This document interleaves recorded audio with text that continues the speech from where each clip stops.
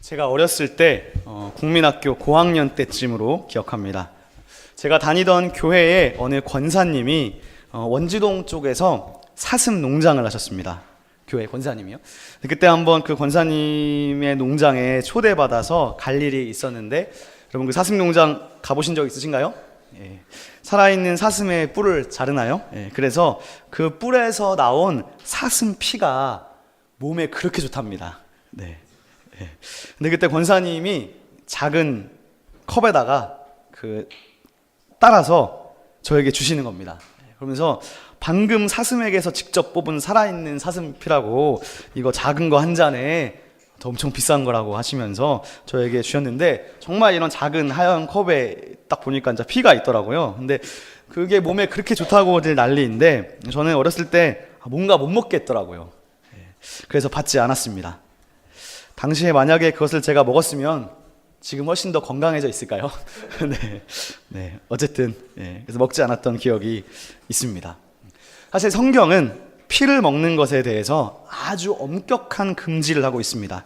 우리가 오늘 읽었던 이 레위기의 말씀이 그것을 아주 잘 보여줍니다.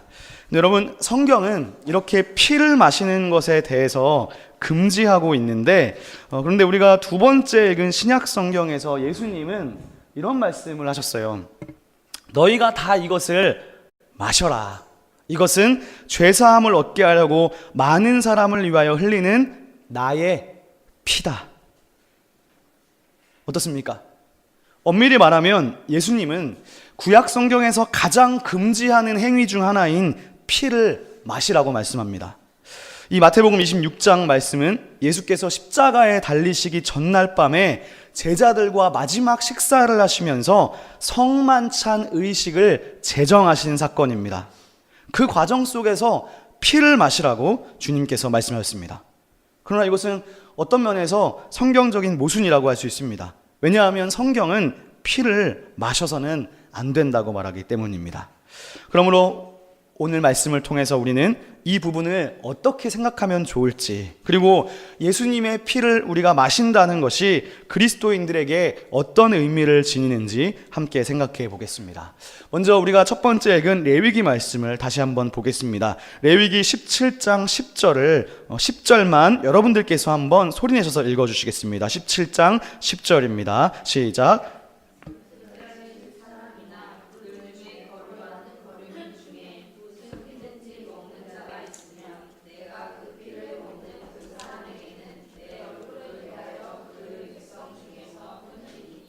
네, 아멘. 레위기 17장에서 하나님은 무슨 피든지 먹는 자가 있으면 그를 백성 중에서 끊어버리겠다고 말씀하십니다. 근데 여기 17장을 이제 앞뒤를 읽어보시면, 전후 문맥을 보면 이 피는요, 짐승의 피를 말합니다. 특히 구약의 제사는 짐승을 바치는 제사였잖아요. 그래서 그 짐승의 피를 마시지 말라는 말씀입니다. 그래서 이 피를 먹지 말라는 규정은 레위기, 신명기, 창세기 등 정말 여러 군데 나오는 규정입니다. 즉 하나님은 피에 대해서 아주 엄격하시다고 할 수 있어요. 성경의 세계관은 피를 먹는 것에 대해서 강하게 금지합니다. 근데 그 이유를 11절이 말씀하는데 이렇게 말해요. 육체의 생명이 피에 있기 때문이다. 그리고 14절도 보실까요? 14절에는 이런 말이 나옵니다. 모든 생물은 그 피가 생명과 일체다. 즉 피를 먹지 말아야 되는 이유는 피와 생명이 일체이기 때문입니다. 생명이 피에 있기 때문입니다. 그 사실 사슴피는 먹으면 안 되는 것이죠. 먹지 않게 잘했다는 생각이 듭니다. 근데 사실 그렇게 생각해 보면 선짓국 같은 것도 구약 성경적으로 볼 때는 권장하기 어려운 음식이 아닌가 싶습니다.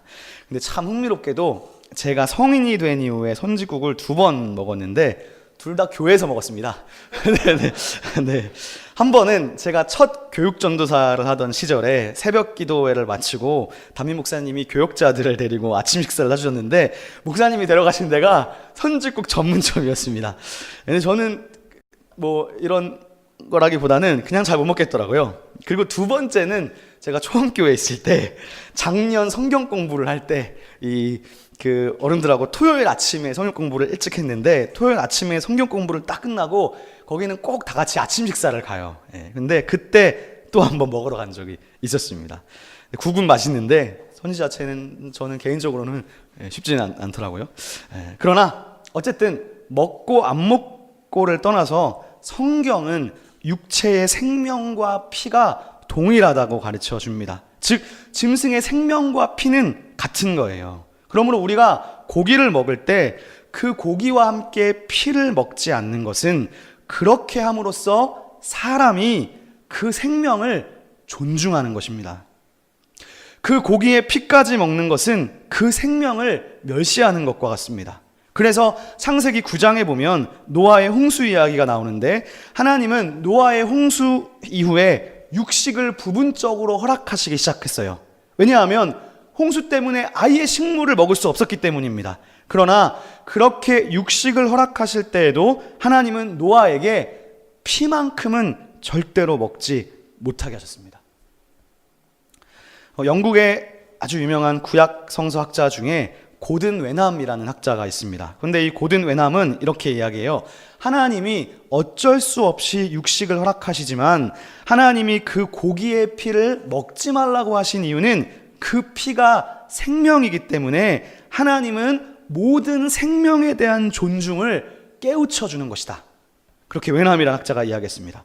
즉 우리는 피를 먹지 않음으로 인해서 성경의 생명 존중 사상을 배우는 거예요. 그래서 레위기 오늘 말씀의 13절에 보면 추가적인 규정이 나오는데 이렇게 이야기합니다. 너희가 사냥할 때도 사냥에서 새나 짐승을 잡는다면 그것의 피는 반드시 바닥에 부어야 된다.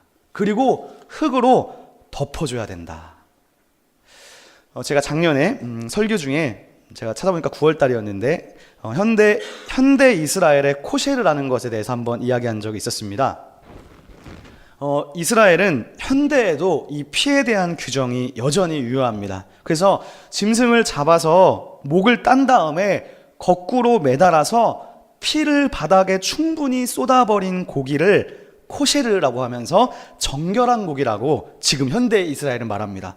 즉 현대 이스라엘은 레위기 17장을 여전히 순종해서 식품을 생산하는 거예요. 그래서 이 밖에도 성경에 나오는 모든 음식과 관련된 까다로운 규정을 잘 지켜서 생산된 식품을 코셰르라고 불러서 따로 유통을 시키고요. 이 코셰르는 보통 식품보다도 비싼 값을 치릅니다. 물론 모든 유대인이 다 이런 정결법을 지키는 것은 아니에요. 그러나 이 코셰르 음식 산업은 현대 세계의 유대인 문화와 경제의 일부를 이룰 만큼 아주 중요한 것으로 자리 잡고 있습니다. 어쨌든 레위기는 이렇게 짐승을 사냥해서 먹을 때에도 피는 생명 존중의 의미에서 먹지 말라고 우리에게 가르칩니다.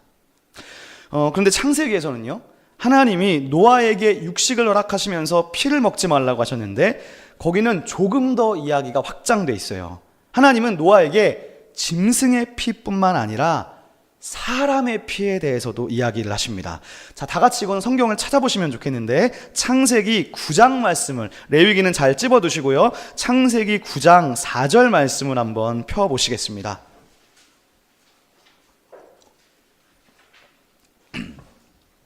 창세기 9장 4절 5절입니다. 제가 읽어보겠습니다. 그러나 고기를 그 생명되는 피째 먹지 말 것이니라. 내가 반드시 너희의 피 곧 너희의 생명의 피를 찾으리니 짐승이면 짐승에게서 사람이나 사람의 형제면 그에게서 그의 생명을 찾으리라. 자, 6절이 중요한데 6절은 여러분들께서 읽어주시겠습니다. 시작.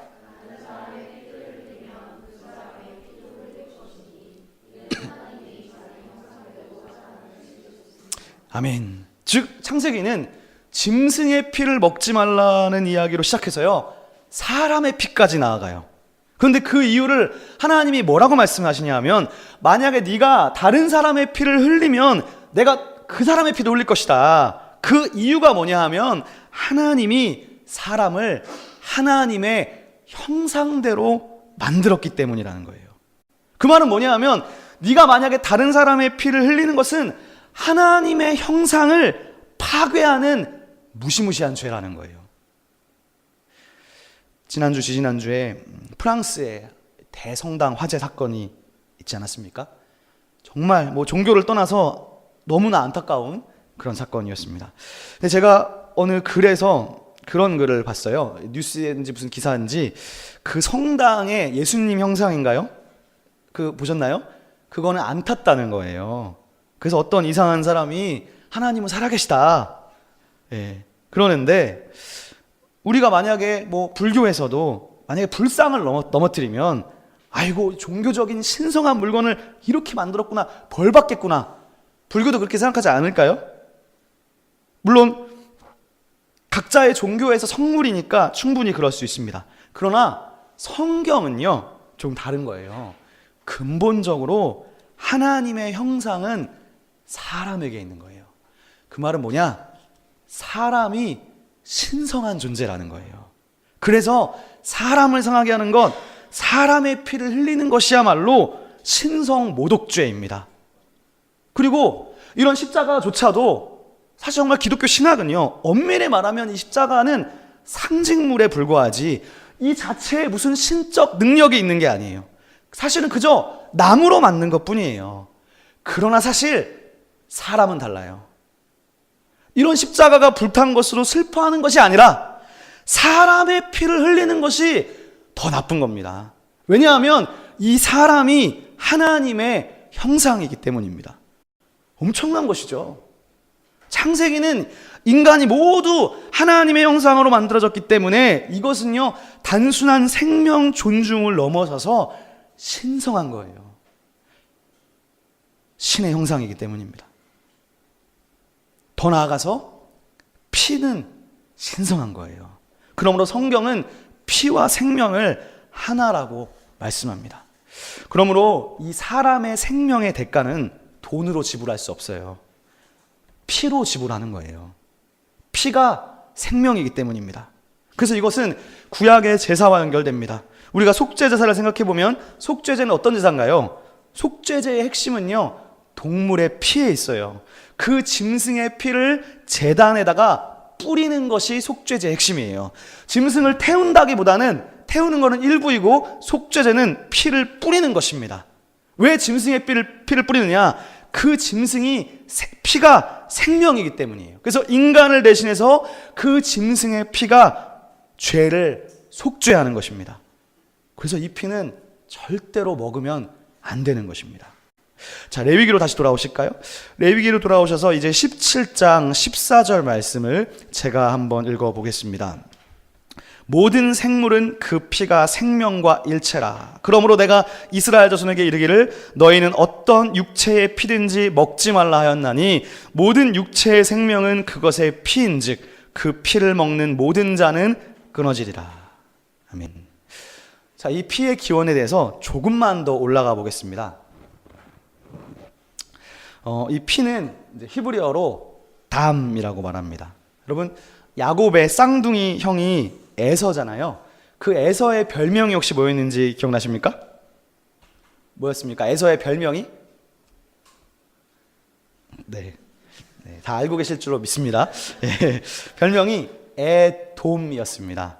왜 에돔이 됐나요? 별명이 에서가 밖에서 사냥하고 집에 들어왔는데 동생인 야곱이 팥죽을 만들고 있는 거예요. 근데 성경을 읽어보면 정확히 이렇게 말해요. 팥죽을 달라고 말하는데 이렇게 말해요. 그 붉은 거 내가 먹어도 돼? 이렇게 말해요. 붉은 거라고 합니다.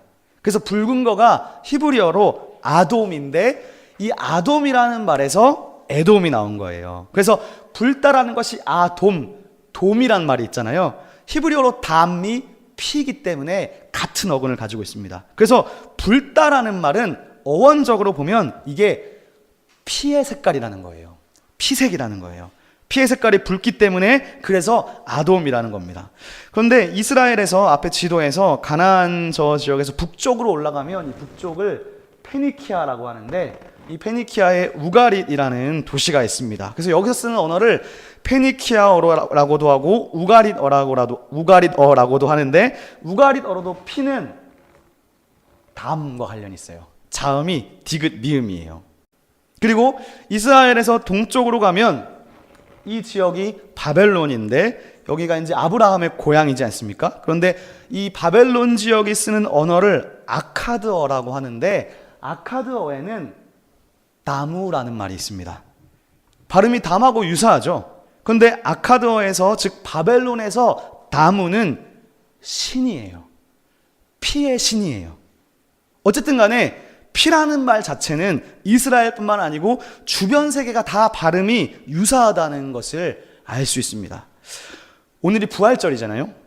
기독교는 부활절이지만 이스라엘로 하면 오늘이 무슨 절기인가요? 지금이 무슨 절기죠? 유월절이에요. 현대 이스라엘이 지금 유월절기를 보내고 있어요. 검색해 보세요. 성경에서 그런데 유월절의 핵심이 뭔지 아십니까? 출애굽기에 보면 유월절에서 이렇게 말해요. 제가 읽어보겠습니다. 우슬초 묶음을 가져다가 그릇에 담은 피에 적셔서 그 피를 문방과 좌우 설주에 뿌리고 아침까지 한 사람도 문 밖에 나가지 말라. 여호와께서 애굽 사람들에게 재앙을 내리려고 지나가실 때 문 임방과 좌우 문설주에 피를 보시면 여호와께서 그 문을 넘으시고 멸하는 자에게 너희 집에 들어가서 너희를 치지 못하게 하실 것이다. 출애굽에서 모세를 통해 10가지 재앙을 내렸는데 마지막 10재앙이 모든 장자를 다 죽이는 거잖아요.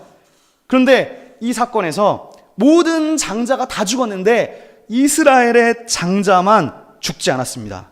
왜냐하면 하나님이 미리 가르쳐 주신 거예요. 문설주에다가 피를 발라놓으면 화면에 노란 글씨에 제가 멸하는 자라고 색칠을 칠해놨는데 이 말을 실제로 직역하면 파괴자라는 뜻입니다. 즉 파괴자가 그 집을 치러 들어가지 못한다는 거예요.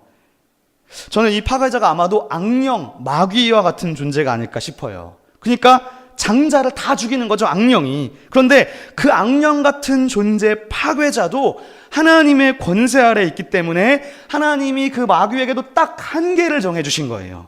피를 보면 들어가지 못하게 하신 거예요. 그렇게 보면 피는 죽음의 영, 파괴자를 막는 능력이 있습니다.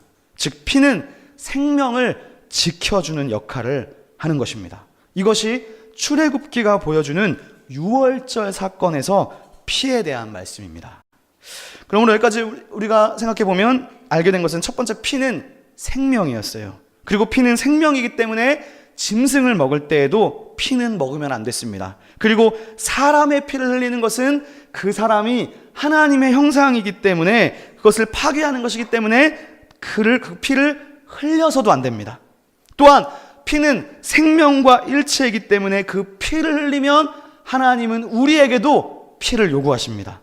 그래서 짐승의 피는 인간의 죄를 대신 속죄했습니다. 피가 생명이었기 때문이죠. 마지막으로는 방금 출애굽기에서 보신 것과 같이 피는 악한 것으로부터 우리를 지켜주고 보호해주는 기능이 있습니다. 그러므로 이 모든 것들을 포함해 봤을 때 바로 그 피는 먹어서는 안 되는 것입니다.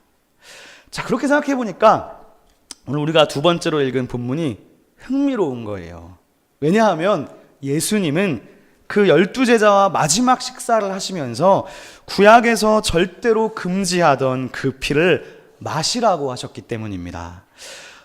마태복음 26장은 예수 그리스도께서 성만찬 의식을 제정하신 아주 중요한 본문입니다. 우리가 성찬식을 하는 이유가 바로 이 예수님께서 만들어 놓으신 전통 때문에 2000년 넘게 이어져 오고 있는 거예요. 엄청난 것이죠. 2000년 동안 변함없이 모든 교회가 이 전통을 유지하고 있는 거예요. 거룩한 의식입니다. 다 같이 마태복음 26장 27절과 28절인데 화면에 있는 구절을 여러분들께서 한 번 더 소리 내셔서 읽어주시겠습니다. 시작.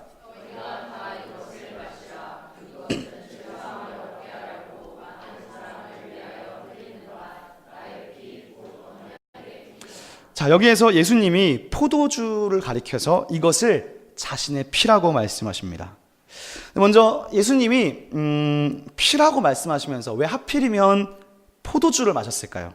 뭐 예를 들면 다른 것도 있을 수 있어요. 포도즙일 수도 있고 포도 주스일 수도 있고 아니면 뭐 다른 음료수일 수도 있는데 왜 하필이면 포도주를 마셨을까 생각해 보니까 포도주를 마신 이유는 구약 성경에서 포도주는 포도나무의 피입니다.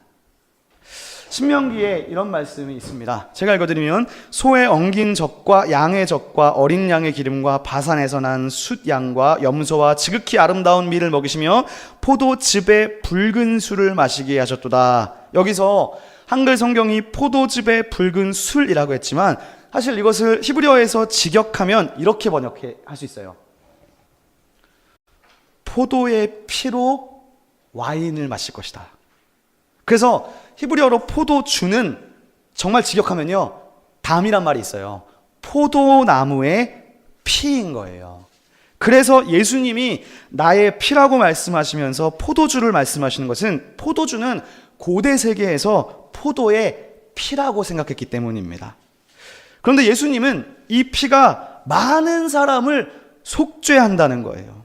동시에 이 피는 그냥 속죄의 피가 아니라 마태복음 26장 28절의 끝부분을 보시면 이렇게 말해요. 거기 밑줄 그어도 좋을 것 같습니다. 언약의 피라고 말씀합니다. 그냥 피가 아니고 언약의 피라는 거예요. 그래서 예수님의 이 말씀은요, 단순한 말이 아니에요.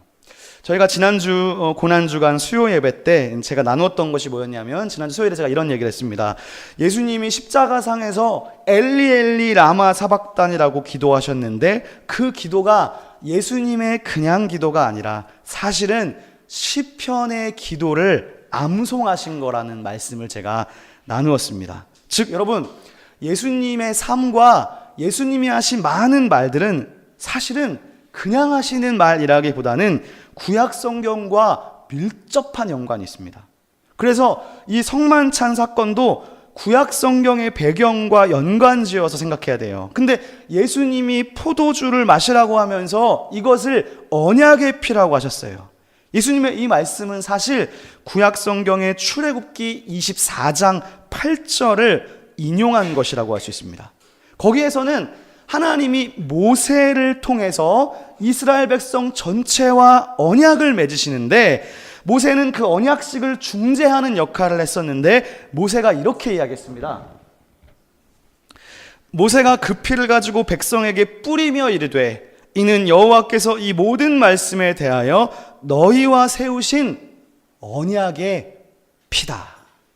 즉 언약의 피라는 말은 원래 모세가 했던 말인데 예수님은 이것을 새롭게 우리에게 연결해 주시는 거예요. 뭐냐?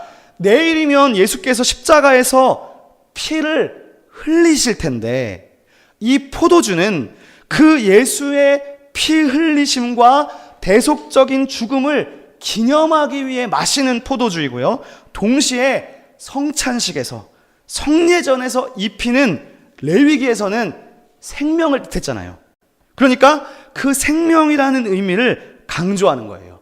그래서 우리가 구약에는 마실 수 없었지만 예수 그리스도께서 이 새로운 계시를 우리에게 주시면서 그 피를 마심으로 인해서 예수님의 생명에 우리도 참여하게 되는 거예요.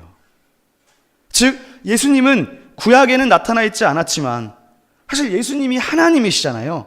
그래서 우리에게 새로운 계시를 열어주시면서 이 피를 마심을 통해서 예수 그리스도의 생명에 참여한다고 새로운 의미를 부여해 주는 것입니다. 예수님은 이렇게 구약에 있었던 여러 율법들을 새롭게 재해석하고 새로운 의미를 부여하시는 일이 참 많았습니다.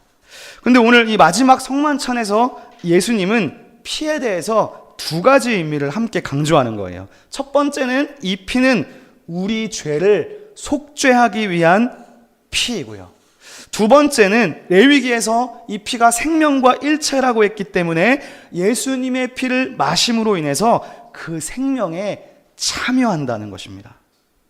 그럼 여러분, 우리가 오늘 이 설교를 마치고 성찬식을 하겠지만 이 성찬식은 그냥 의식이 아닙니다. 이것은 2000년 전에 예수께서 제정하신 거룩한 의식입니다. 우리가 성찬에 참여한다는 것은 예수님이 만들어 놓으신 그 거룩한 의식에 동참하는 것입니다. 그리고 우리가 이 포도주를 마신다는 것은 이 포도주가 예수님의 피를 의미하기 때문에 예수께서 우리를 위해 죽으신 그 죽음을 기념하는 의미도 있지만 더 나아가서요, 이 피를 마신다는 것은, 이 포도주를 마신다는 것은 그리스도께서 우리에게 주시는 그 영원한 생명에 참여하는 거룩하고 신비한 의식인 것입니다. 그래서 예수님이 요한복음에서 이런 말씀을 또 하십니다. 다른 말씀을 가져왔는데 찾아봐야 될 것 같습니다. 요한복음 6장을 한번 찾아보실까요? 죄송합니다. 요한복음 6장을 한번 찾아보시겠습니다. 6장에 보면 53절에 이렇게 이야기합니다. 내가 진실로 진실로 너희에게 이르노니, 조금 지나서 인자의 피를 마시지 아니하면 너희 속에 생명이 없느니라. 내 살을 먹고 내 피를 마시는 자가 영생을 가졌고 마지막 날에 내가 그를 다시 살릴 것이다. 즉 예수님의 피를 마신다는 것은, 성례전은 단순한 의식이 아닙니다. 이것은 예수께서 제정하신 것으로서 예수님이 말씀하신 거예요. 이 피를 마시는 자가 영생을 가졌고, 이 성례전을 통해 피를 마시는 자를 마지막 날에 부활시킬 것이다 라고 말씀합니다. 여러분, 기독교는 부활의 종교입니다. 근데 예수님이 이 피를 마시는 자가 영생이 있고 피를 마시는 자를 부활에 참여하겠다고 하는 거예요. 그래서 내 살을 먹고 내 피를 마시는 자가, 주님 이렇게 말씀하세요, 내 안에 거하고 나도 그의 안에 거한다. 그리고 내가 아버지로 말미암아 사는 것과 같이 이것을 먹는 너희가 나로 말미암아 살 것이다. 그렇게 말씀합니다.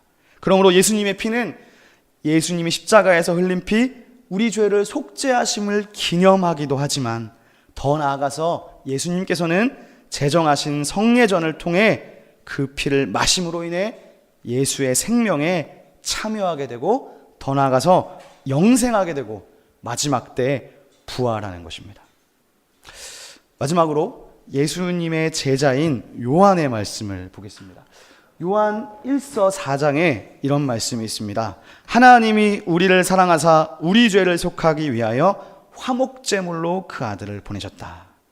요한 1서는 예수님을 가리켜서 화목제물이라고 말씀하십니다. 여러분, 화목제가 뭘까요? 우리가 작년에 이 레위기를 거의 한 3개월 동안 했는데 잘 기억하시는지 모르겠습니다. 기억나시나요? 화목제의 특징이 무엇인지?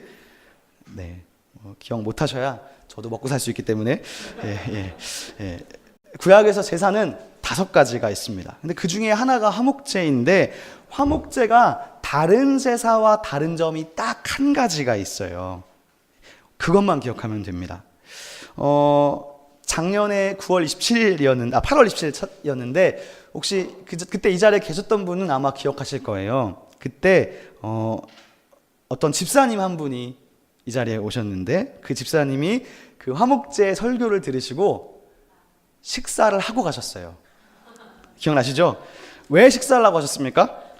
화목제에 따르면 예배는 식탁 교제까지 포함하기 때문입니다. 화목제가 다른 제사와 다른 점은, 화목제는 제사를 드리고 그 제사에 참여한 사람들이 고기를 나누어 먹습니다. 거기까지가 예배예요. 그래서 다른 제사는 그 고기를 제사장만 먹지만, 화목제는 그 제사에 참여한 사람들이 함께 나누어 공동 식사를 한다는 겁니다. 그러므로 화목제의 중요한 의미는 나눔입니다. 근데 오늘 요한이 예수님을 화목제물로 말한다는 것은, 예수께서 성찬식을 제정하시면서 빵과 포도주를 나누었고요. 그리고 교회가 그 예수님의 전통을 이어서 예수님이 제정하신 성찬을 이어가면서 우리가 성찬식에서 빵과 포도주를 나누지 않습니까? 그런데 이 빵과 포도주는 예수님이 새롭게 의미하신 이 의미는 예수님의 생명이고 그 생명에 참여하는 거예요. 그런데 이것을 우리 교회가 함께 나눈다는 것은 이 성찬식을 통해서 생명을 우리가 서로 나누는 거룩한 의식이 되는 겁니다. 즉 화목제물은 생명의 나눔입니다. 그래서 이 부활의 생명을 영생까지도 서로 나눈다는 의미가 들어있는 것입니다. 말씀을 마무리하고자 합니다. 사랑하는 여러분, 오늘은 부활주일입니다. 기독교는 부활의 종교입니다. 예수님이 부활하셨기 때문에 우리도 예수님을 따라서 이 땅에서 다시 부활할 거라는 것, 그래서 영원한 생명을 가질 거라는 것, 그것이 우리의 유일한 소망입니다. 그런데 이렇게 중요한 부활 소망, 이 부활과 영생을 어떻게 취할 수 있느냐? 오늘 말씀은 예수님의 살과 피를 먹고 마심을 통해 예수님의 생명에 동참하게 됩니다. 이것이 바로 예수께서 제정하신 성찬입니다. 그리고 우리 교회가 예수께서 제정하신 성찬의 전통을 이어간다는 것은 그 주님이 걸어가신 십자가의 길이 헛되지 않도록 지켜가는 것을 의미합니다. 또한 예수님은 제자들과 성찬식을 하시면서 이것이 예수의 피로 세운 새 언약이라고 말씀합니다. 기독교의 핵심은 언약입니다. 언약은요, 예수를 나의 주님으로 섬기겠다는 나의 결단이고 내가 하는 약속이에요. 그래서 내가 예수를 나의 주님으로 모시면 주님과 나는 언약 관계가 되어서 하나님이 나를 당신의 자녀로, 백성으로 삼아주시는 거예요. 그런데 그 언약 관계를 뭘로 입증하느냐? 바로 이 주님의 살과 피를 먹고 마심을 통해서 입증하는 것입니다. 그래서 성찬은요, 예수를 주로 고백하는 사람, 즉 세례를 받은 자가 원칙적으로 참여하는 거예요. 우리가 성찬 때 나누는 빵과 포도주는 여러분 어찌 보면 그냥 빵과 포도주로 가볍게 생각할 수 있지만 그렇지 않습니다. 우리가 기도하고 참여하는 이 성찬은 단순한 음료와 단순한 빵이 아니라 예수께서 제정하신 피요 살입니다. 그래서 사도 바울은 고린도전서에서 이 주의 떡과 잔을 합당하지 않게 먹고 마시는 것은 예수님의 몸과 피에 죄를 짓는 것이라고 말해요. 그러므로 이것을 받을 때에 자기를 살피고 그 후에야 이 떡을 먹고 마시라고 말씀합니다. 사랑하는 여러분, 이 성찬은 그런 의미에서 신비한 것이고 우리가 이 식탁에 참여하는 것은 예수님이 주시는 생명과 영생에 참여하는 것입니다. 사랑하는 시온의 성도 여러분, 부활하신 예수님을 기억하고 더 나아가 다시 오실 주님을 기다리면서 우리가 그 예수 그리스도의 피로 나음을 얻었음을 기억하며 그분의 살과 피를 먹고 마심으로 영생에 참여하는 모든 주의 사랑하는 백성들 되기를 주님의 이름으로 축원합니다. 기도하겠습니다. 사랑의 하나님,